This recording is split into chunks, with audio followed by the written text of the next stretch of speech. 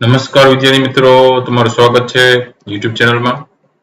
ધોરણ 4 ની અંદર અલગ અલગ સ્વાધ્યાય પોથીના પ્રશ્નો જોઈએ છે, જેમાં આપણે આસપાસ પર્યાવરણ વિષયના અલગ અલગ પાઠ જોઈ લીધા છે. જેમાં આજે પાઠ ચોથો છે અમૃતાની વાર્તા, ધ સ્ટોરી ઓફ અમૃતા.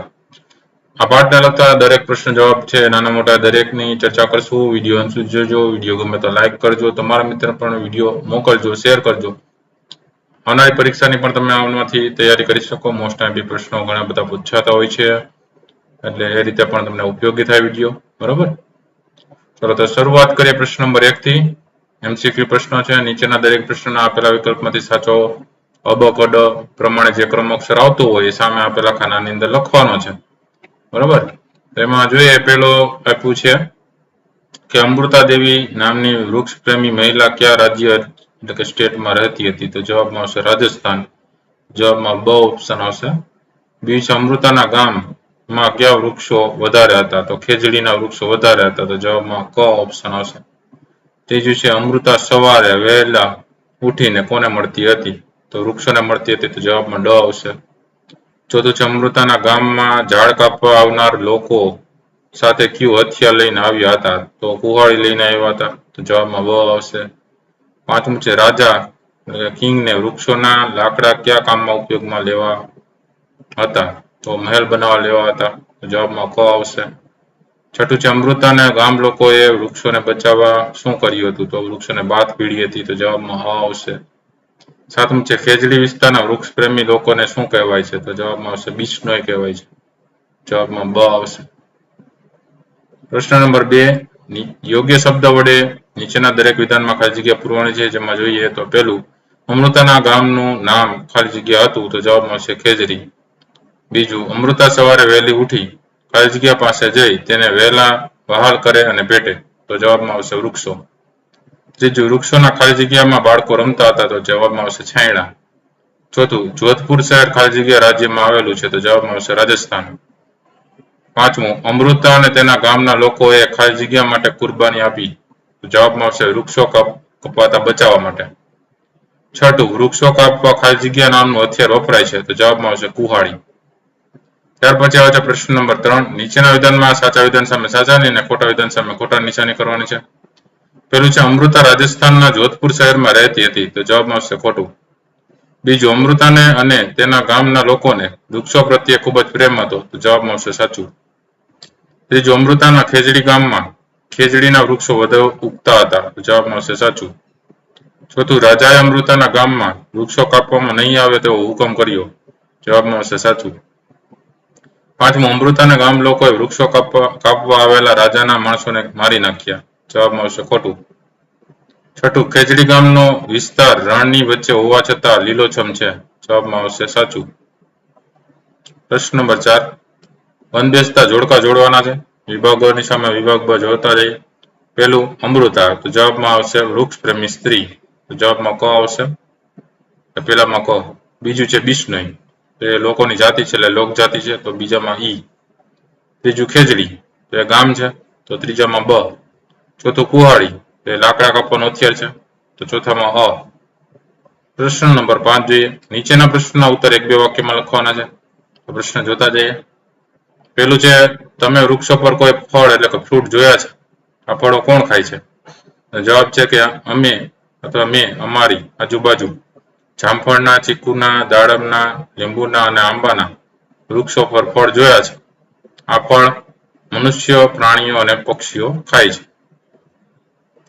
બીજો પ્રશ્ન છે ખેજડી ગામ ક્યાં આવેલું છે? તો જવાબ આવશે ખેજડી ગામ રાજસ્થાન રાજ્યના જોધપુર શહેરની નજીક આવેલું છે. ત્રીજું છે ખેજડી ગામના લોકો વૃક્ષો વિશે શું માનતા હતા? જવાબ છે ખેજડી ગામના લોકો માનતા હતા કે વૃક્ષો મનુષ્ય માટે મહત્વના છે અને કહેતા કે વૃક્ષો છે તો જ આપણે છીએ. ચોથો પ્રશ્ન છે અમૃતા ક્યાં રહેતી હતી? તો જવાબમાં આવશે અમૃતા રાજસ્થાનમાં જોધપુર પાસે આવેલા ખેજડી ગામમાં રહેતી હતી. પાંચમું છે અમૃતાના ગામનું નામ ખેજડી કેમ પડ્યું હતું? તો જવાબ છે અમૃતાના ગામમાં ખેજડીના ખૂબ જ વૃક્ષો હતા, તેથી ગામનું નામ ખેજડી પડ્યું.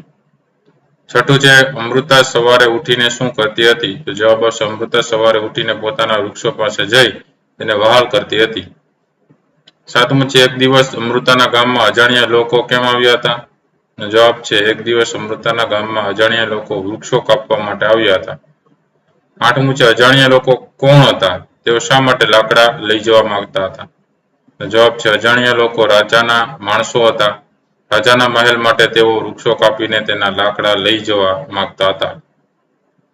9મો પ્રશ્ન છે રાજાના માણસોને વૃક્ષો કાપતા જોઈ અમૃતાએ અને તેના ગામના લોકોએ શું કર્યું? જવાબ છે રાજાના માણસોએ વૃક્ષો કાપતા જોઈ અમૃતા અને તેના ગામના લોકોએ જે વૃક્ષો કપાતા હતા તે વૃક્ષોના થડની આજુબાજુ હાથ મૂકી વૃક્ષોને જોરથી બાથમાં લીધા. 10મો પ્રશ્ન છે શું અમૃતા દેવી રાજાના માણસોને વૃક્ષો કાપતા અટકાવી શકી? તેનું શું પરિણામ આવ્યું? જવાબ છે ના, અમૃતા દેવી રાજાના માણસોને વૃક્ષો કાપતા અટકાવી શકી નહીં. રાજાના માણસોએ અમૃતા દેવી, તેની છોકરીઓ અને 100 જેટલા ઘરડા અને યુવાન માણસોને મારી નાખ્યા. ત્યાર પછી પ્રશ્ન નંબર 6 નીચેના પ્રશ્નના ઉત્તર લખો. જેમાં પહેલો પ્રશ્ન છે આપણે ઝાડ કેમ વાવીએ છીએ? તો જોઈએ જવાબ. પહેલું, ઝાડ હવાને શુદ્ધ રાખે છે. બીજું, ઝાડની છાયામાં ઠંડક મળે છે. ત્રીજું, ઝાડ વરસાદ લાવે છે. ચોથું, ઝાડ વાતાવરણને ઠંડુ રાખે છે. પાંચમું, ઝાડ ફર્નિચર માટે લાકડું આપે છે. છઠ્ઠું, ઝાડ પશુ પંખીઓને રહેઠાણ પૂરું પાડે છે. સાતમું, ઝાડ આપણા પર્યાવરણની શોભા વધારે છે, તેથી આપણે ઝાડ વાવીએ છીએ. બીજો પ્રશ્ન છે શું આપણે વૃક્ષો અને પ્રાણીઓ વગર રહી શકીએ છીએ? તમારા વર્ગખંડમાં ચર્ચા કરો. તો જવાબ લખી શકીએ કે ના, વૃક્ષો અને પ્રાણીઓ વગર આપણું જીવન અશક્ય છે. વૃક્ષો સ્વાવલંબી છે. પ્રાણીઓ પોતાના ખોરાક વનસ્પતિ પાસેથી મેળવે છે. આપણે પણ ખોરાક અને અન્ય જરૂરિયાતો માટે વૃક્ષો અને પ્રાણીઓ પર આધાર રાખવો પડે છે. આથી વૃક્ષો અને પ્રાણીઓ વગર આપણે રહી શકતા નથી. ત્રીજા પ્રશ્નની વાત કરીએ લોકો શિકાર એટલે કે હન્ટિંગ શા માટે કરતા હશે?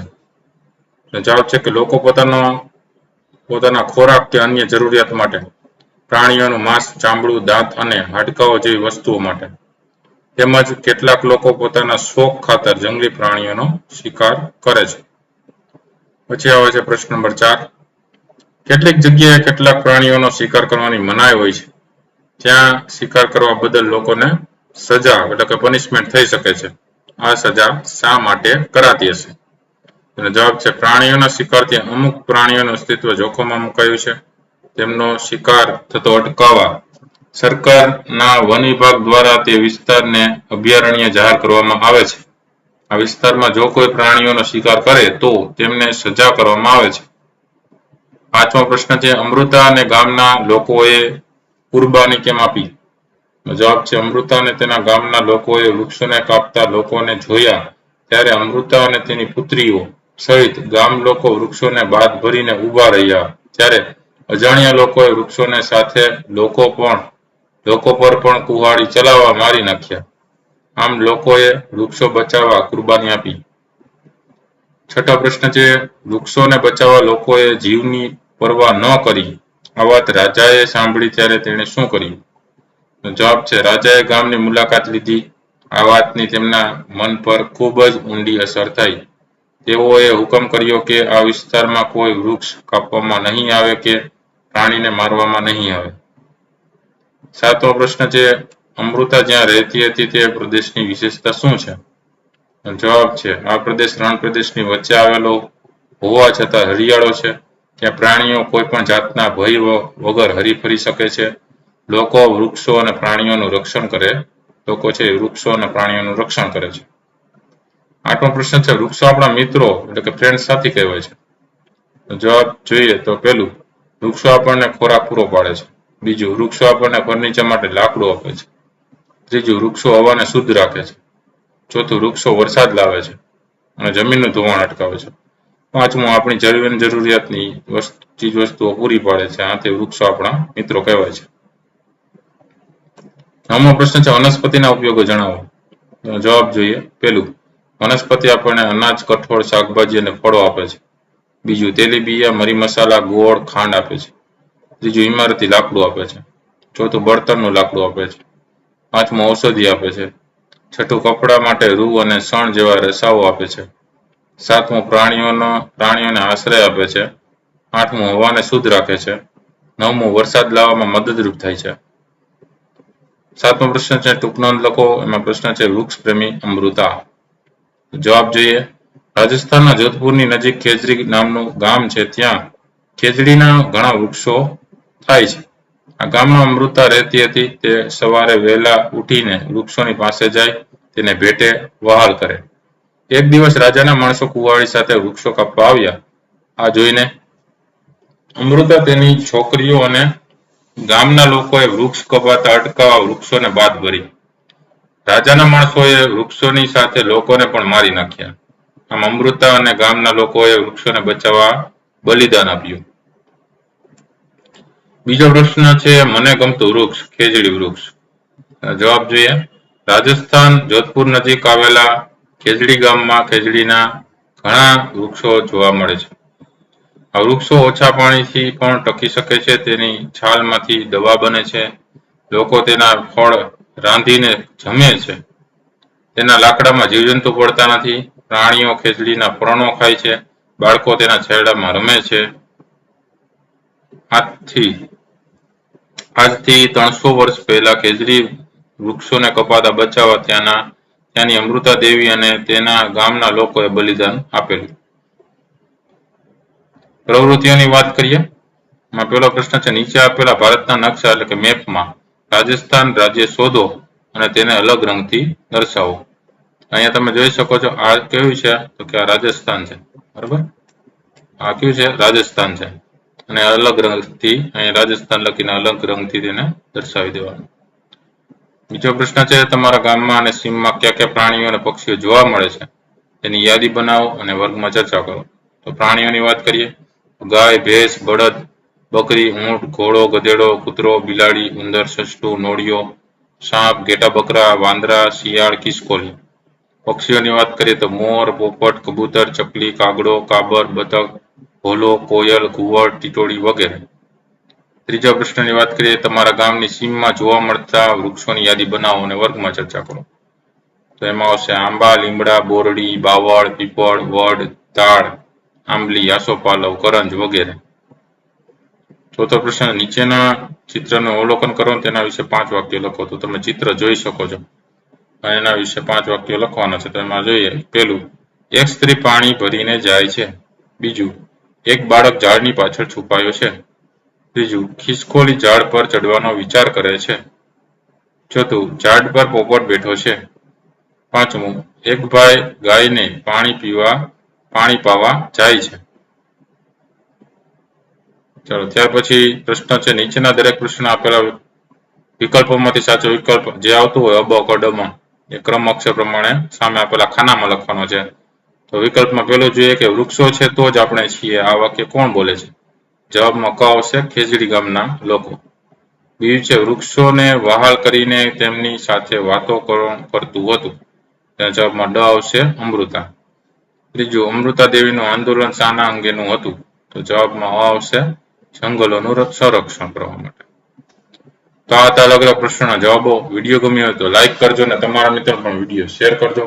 સાથે ચેનલને સબસ્ક્રાઇબ ન કરી તો ચેનલને સબસ્ક્રાઇબ કરી લેજો. આવા નવા વિડીયો છે ચેનલ પર મુકાતા રહેતા હોય છે. તો ન જોયેલા વિડીયો જોઈ લેજો પ્લેલિસ્ટમાં જઈને. ધોરણ 4 નો પ્લેલિસ્ટ છે. ફરી પાછા નવા વિડીયો સાથે મળીએ. ત્યાં સુધી ન જોયેલા વિડીયો જોતા રહેજો. ધ્યાનમાં વધારો કરતા રહેજો. Thank you very much and take care.